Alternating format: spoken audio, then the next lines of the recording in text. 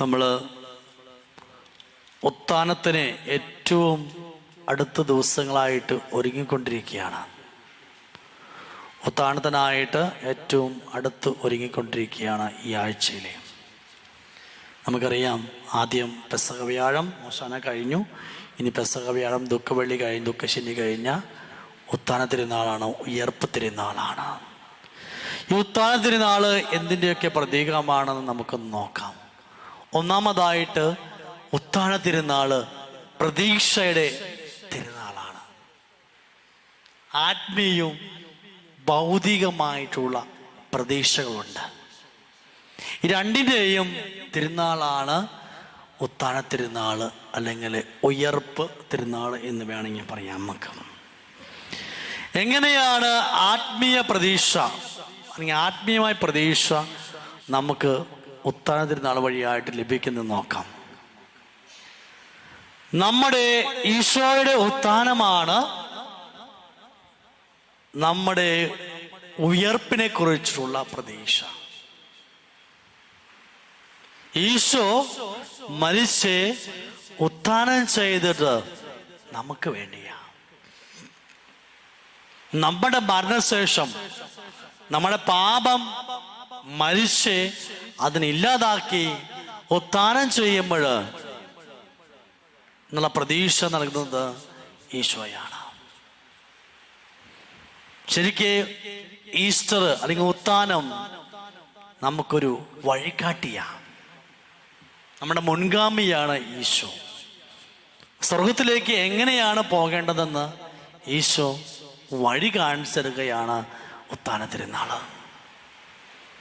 ആ ജീവിതം കൊണ്ട് നമുക്ക് വഴി കാണിച്ചിരുന്നു. പാപമാണ് ക്രൂശിലെ മരിക്കേണ്ടത്.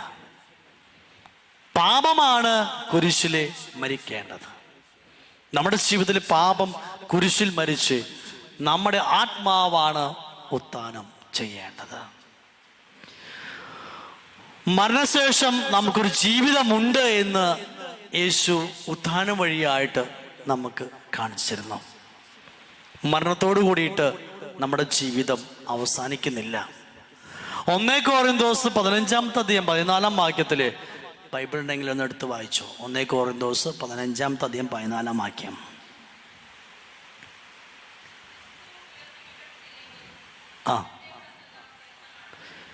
മരിച്ചവർക്ക് ഉത്ഥാനമില്ലെങ്കിൽ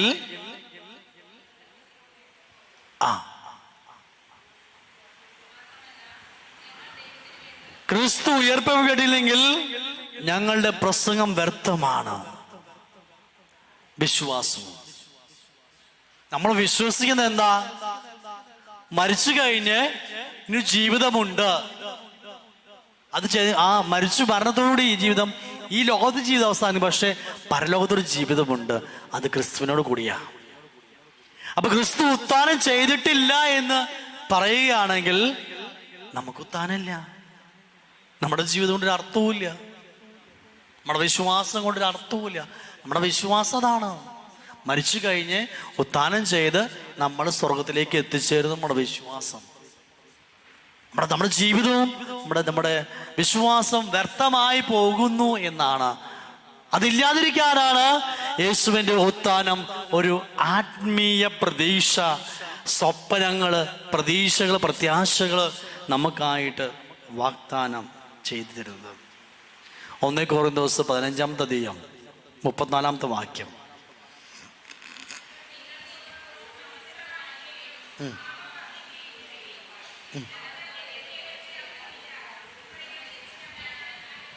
ഓക്കെ.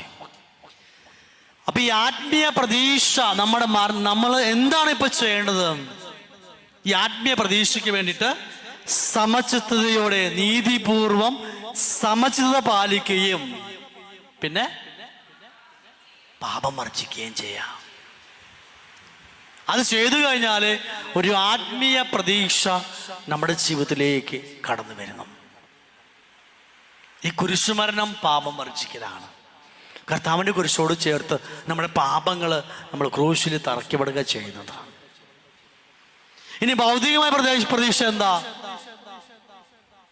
ഭൗതികമായ പ്രതീക്ഷ ഒരു തളർച്ച ഉണ്ടെങ്കിൽ അതിൻ്റെ ഒപ്പം എന്തുണ്ട്? ഒരു ഉയർച്ചയുണ്ട്, ഒരു വളർച്ചയുണ്ട്. ഒരു കയറ്റുണ്ടെങ്കിൽ, ഒരു ഇറക്കുണ്ടെങ്കിൽ ഒരു കയറ്റമുണ്ട്. ഒരു പരാജയം ഉണ്ടെങ്കിൽ ഒരു വിജയമുണ്ട്. ലോകത്തിന്റെ മുമ്പില് കർത്താവിന്റെ കുരിശുമരണം ഒരു പരാജയ. പക്ഷെ ദൈവത്തിന്റെ മുമ്പില് ആത്മീയമായി ചിന്തിക്കുമ്പോൾ ആത്മീയ പ്രത്യാശ നൽകുന്ന ഒരു വിജയമാണ് ലോകത്തിന്റെ മേലുള്ള വിജയം. അപ്പൊ ആത്മീയവും ഭൗതികമായിട്ടുള്ള ഒരു പ്രതീക്ഷയുടെ തിരുനാളാണ് ഉത്ഥാന തിരുനാൾ. രണ്ടാമത്തത് നവജീവന്റെ തിരുനാള്. നവജീവന്റെ ഒരു പുതിയ ജീവൻ ഉത്ഥാനം വഴിയായിട്ട്, പുതിയ അഭിഷേകം ഉത്ഥാനം വഴിയായിട്ട് നമുക്ക് ലഭിക്കുക. അതാണ് ഈസ്റ്റർ സമയത്ത് പള്ളിയകത്ത് ഈ ഇലകളൊക്കെ, പണ്ട് കാലത്ത് ഇപ്പൊ ഒന്നുമില്ല, പള്ളിയകത്ത് ഇല വിരിച്ചിടും. കംപ്ലീറ്റ് പച്ച ഇലകൾ വിരിച്ചിട്ടാണ്.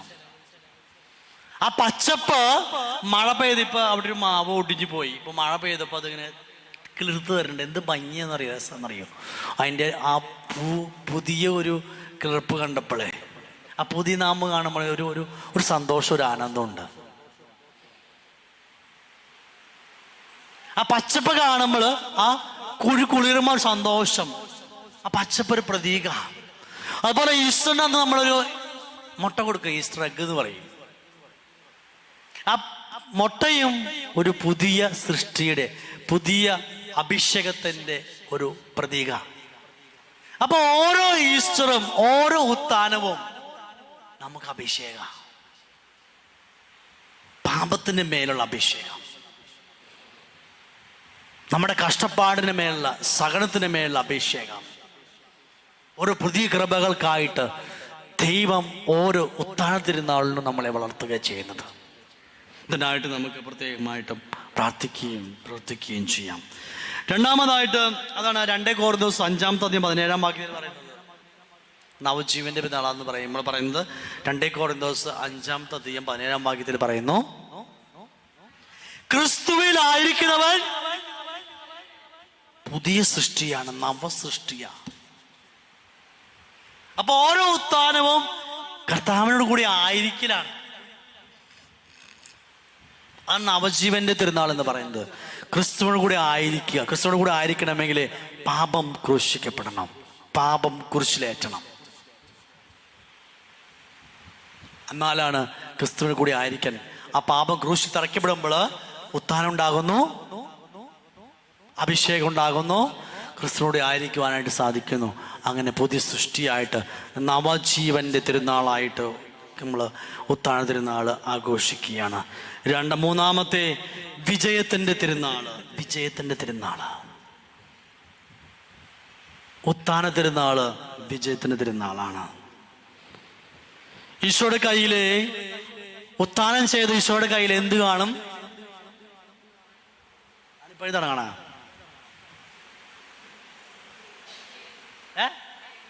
വിജയക്കൊടി. എന്തിന്റെ അർത്ഥ?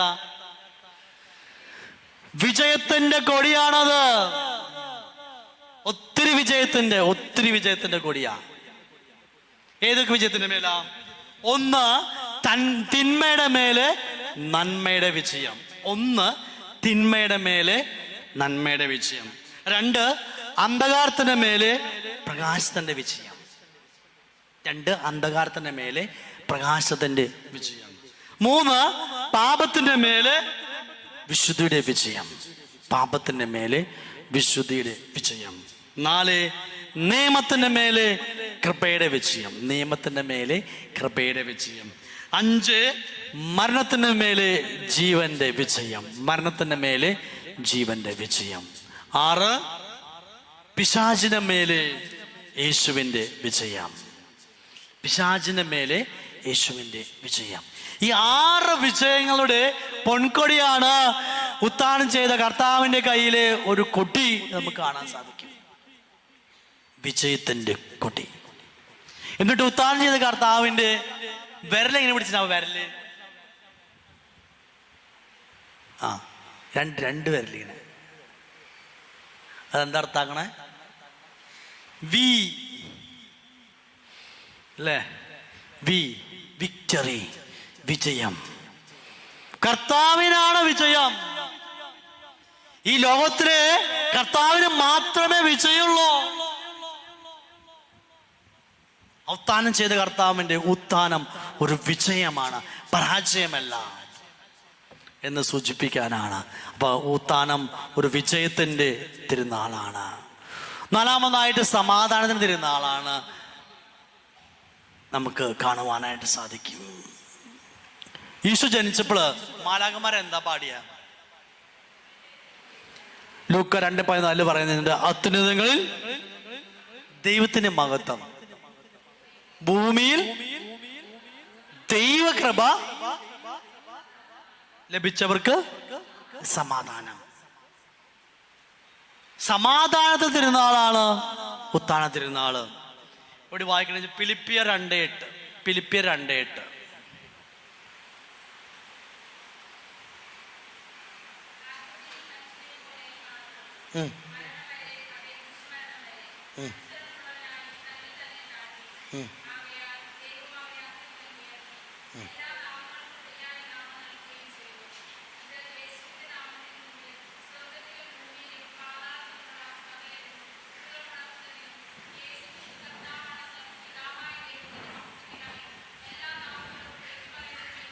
മതി. കുരിശിൽ മരണത്തോളം പിതാവിന്റെ ഹിതത്തിന് കീഴ്വഴങ്ങി പിതാവിനെ മഹത്വപ്പെടുത്തി. അത്യുന്നതങ്ങളിൽ ദൈവത്തിന് മഹത്വം. കുരിശ് മരണത്തോളം അനുസരണത്തിന് കീഴ്വഴങ്ങിക്കൊണ്ട്, പിതാവിന്റെ ഹിതത്തിന് കീഴ്വഴങ്ങിക്കൊണ്ട് ദൈവത്തെ മഹത്വപ്പെടുത്തി. അത്യുന്നതങ്ങളിൽ ദൈവത്തിന് മഹത്വം. ഈ കൊളോസോസ് 1:20 എടുത്ത് വായിക്കും. കൊളോസോസ് 1:20. ഒന്നാമതായിട്ട് 2 കാര്യങ്ങളാണ് പറയുന്നത്. ഒന്ന് ദൈവത്തിന്റെ മഹത്വം, രണ്ടാമതായിട്ട് ദൈവകൃപ ലഭിച്ചവർക്ക് സമാധാനം. കൊളോസോസ് 1:20.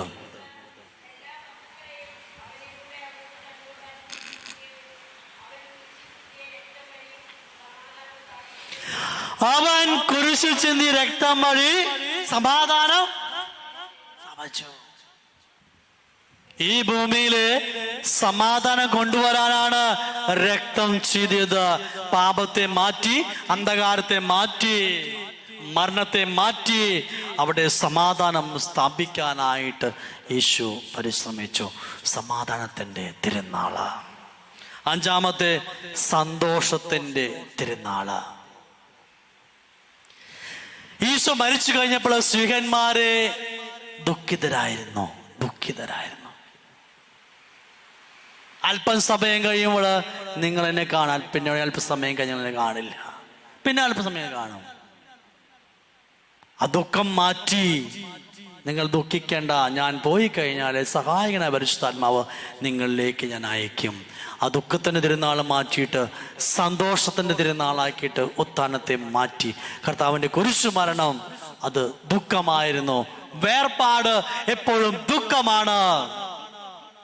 മരണം ഒരു വേർപാടാണെങ്കിൽ മരണം ഒരു ദുഃഖമാണ്. വേർപാട് എപ്പോഴും ദുഃഖമാണ്. വേർപാടെന്ന് പറയുമ്പോൾ അത് മരണം തന്നെയാവണമെന്നില്ല. വേർപാട്, വേറിട്ട് പോവുക. നമ്മൾ പറയില്ലേ വേറിട്ട് പോവാന്ന് പറയില്ലേ? എങ്ങനെയാ? കുടുംബത്തിന് വേറിട്ട് പോവാന്ന് പറഞ്ഞാ അത് മാറി നിൽക്ക. വേർപാട് എപ്പോഴും ഒരു ദുഃഖ.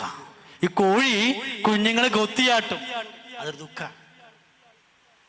വലുതായി കഴിയുമ്പോഴാണ്. പക്ഷേ അതെന്തിനു വേണ്ടിയിട്ടാ?